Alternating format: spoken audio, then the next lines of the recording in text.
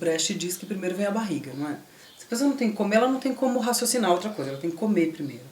Gente, tem direitos básicos, não dá pra você lutar contra os direitos básicos de existência, de dignidade, de comida, de assistência médica, né? De educação, de saúde, de mínima. educação mínima e tal. Você já tendo tudo isso, não é possível que você vai usar todo esse empenho da natureza em te criar pra comprar coisas. Hippie, né? Hippie pra caralho, né?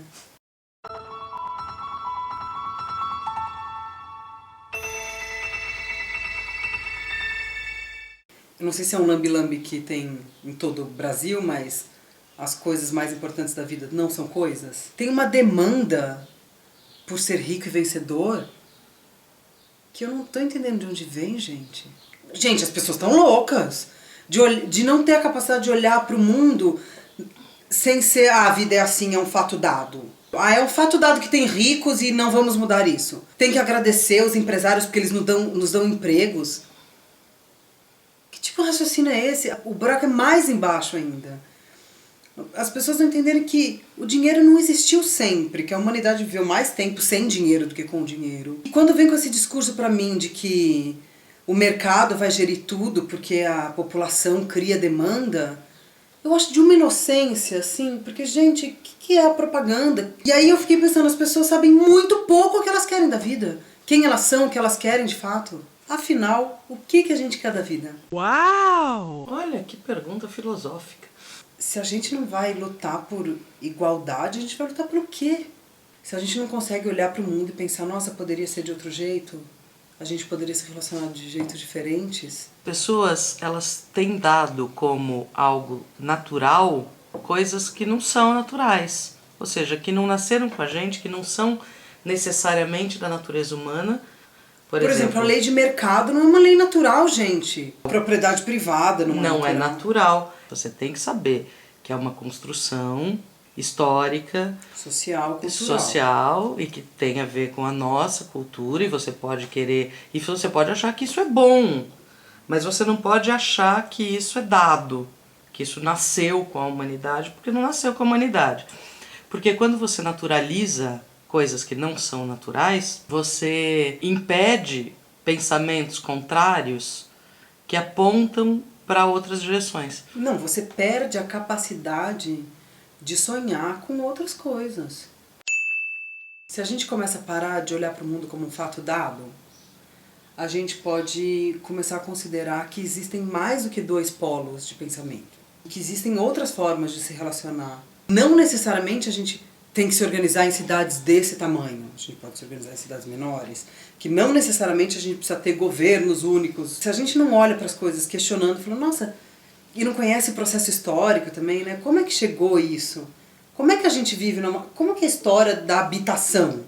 Que a gente chegou nesse modelo de casa? Por que a gente chegou num momento da humanidade que todo mundo tem um fogão, uma geladeira, uma televisão em cada quarto, ou se não tem, almeja-se que tenha. É um bem em si você ter. Por que a gente cozinha todo dia para 2 pessoas em casa e não tem grandes cozinhas coletivas que a gente consiga administrar comida de um jeito que desperdice menos e que seja mais comunitário? São jeitos de olhar para o mundo que assim não é fato dado. E as pessoas que ficam chamando a gente, mais você, né, de comunista, por exemplo... Ah, você também é bem comunista, viu? Então, eu acho que a gente está num lugar de reflexão ou de utopia que não é comunista, que é comunitarianista, vamos dizer assim. Coletivista. É a gente resgatar, de alguma forma, laços de comunidade. De um lado, a gente discorda de um Estado totalitário, a gente também discorda de corporações privadas que são totalitárias. Essa alternativa que a gente tem pensado, e já existem 1000 propostas nesse sentido, de fato você ter estruturas sociais que sejam mais fundamentadas em relações de comunidade. Quando você descentraliza o poder, não chega a ser um anarquismo, mas quando você faz com que as pessoas de fato sejam responsáveis pela gestão do coletivo. Ele não vai dissolver São Paulo, vai dissolver Campinas e voltar a ter pequenas vilas. Dentro dos bairros, sabe? É o comércio local, é o supermercado local, é loja de roupa local, que você vai lá, você sabe quem é o dono. Pequenos agricultores, agricultura familiar, que você saiba como o cara tá plantando, que você possa virar para ele e falar assim, não usa esse veneno, porque senão, e agora é a Bayer que vende tudo, né? Não usa esse veneno, senão eu vou ter que tomar esse remédio. Vamos fazer junto. Menos individualista, gente. Menos individualista. Quando você fala assim, ai, você não entende nada de economia, é muito provável que você esteja certo, porque eu não estou falando disso. Eu não estou falando disso porque eu não acredito que isso tenha que pautar o mundo. Se eu quisesse falar de economia, eu ia ter feito economia, e eu fiz artes cênicas. Eu vou dizer uma coisa que é completamente não comunista. A gente não acha que a economia rege tudo. A gente acha que tem outras coisas. Então isso é a coisa mais anti-Marx que eu poderia dizer. O Marx, como historiador, inclusive, como pensador da história, vinculou as coisas, até o próprio comportamento humano, a estruturas econômicas. E a gente não acha isso, a gente discorda disso. É porque a gente acha que a economia não é uma entidade abstrata, o mercado não é uma entidade abstrata, a gente acredita em pessoas que fazem coisas. A gente não é marxista nesse sentido. A gente talvez seja marxista no sentido de compreender uma utopia marxista lá para frente, embora eu pessoalmente, creio que você também discorde, da forma como isso foi executado na realidade, nos regimes comunistas que existiram no universo, que no não universo houve... a gente não sabe, porque lá em Saturno ninguém sabe como é que é. Pois Sabe que eles escravizaram a gente. Eu e o Paulo Scaff. A única possibilidade é a gente estar no mesmo lugar que o Paulo Scaff. Pensar numa utopia um pouco mais igualitária. O Marx foi um cara que falou sobre isso, mas a gente teve outros pensadores de outro espectro, que no momento deles, tipo Adam Smith, foi um cara que defendeu, por exemplo, a importância da educação para todos. Então, gente... Lá atrás... Dorme com esse barulho!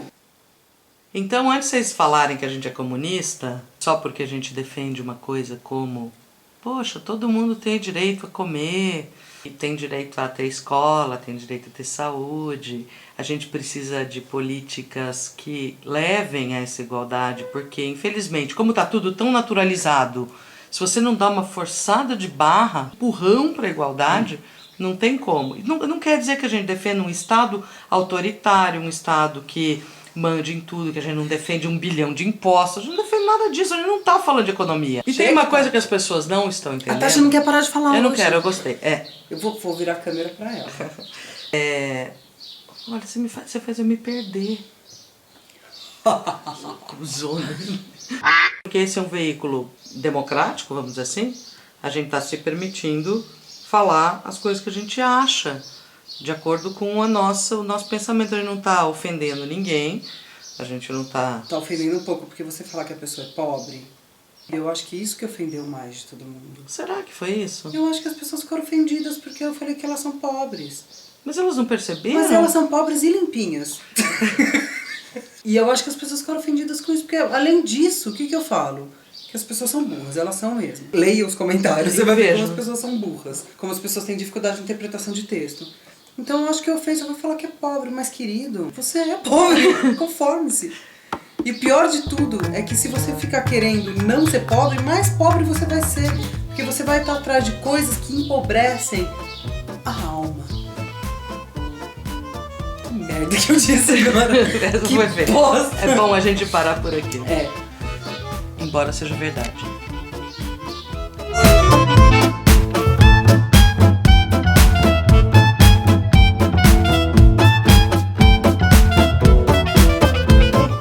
Qual é o seu mecanismo de escolha dos passos que você vai dar? Entendeu? Se você é gerido por eu quero ter dinheiro, é uma coisa. Se você é gerido por eu quero ter sossego, é outra. Se você é gerido por eu quero entender como que é o mundo, é outra. Agora, o problema é que eu acho que se pensa muito pouco nisso, porque a pressão de você ter dinheiro é tão grande. Você só vai ser feliz quando você emagrecer 30 quilos e fizer uma lipo. Você só vai ser feliz quando você casar e tiver filho. Você só vai ser feliz quando você conseguir ter a sua varanda gourmet. Você vai só ser feliz quando você tiver conseguir trocar de carro, quando você ganhar não sei quanto por mês, quando você aprender, quando você não sei o quê. E ser feliz agora, Eu não quero ser rica. É muito louco isso. Alguém fala, olha, eu não quero ser rica, eu quero ter dinheiro pra eu conseguir viver bem e poder tomar café e ver palestra cabeçuda. E fazer uns videozinhos às vezes da Tati, é isso. E é isso, eu tô feliz com isso.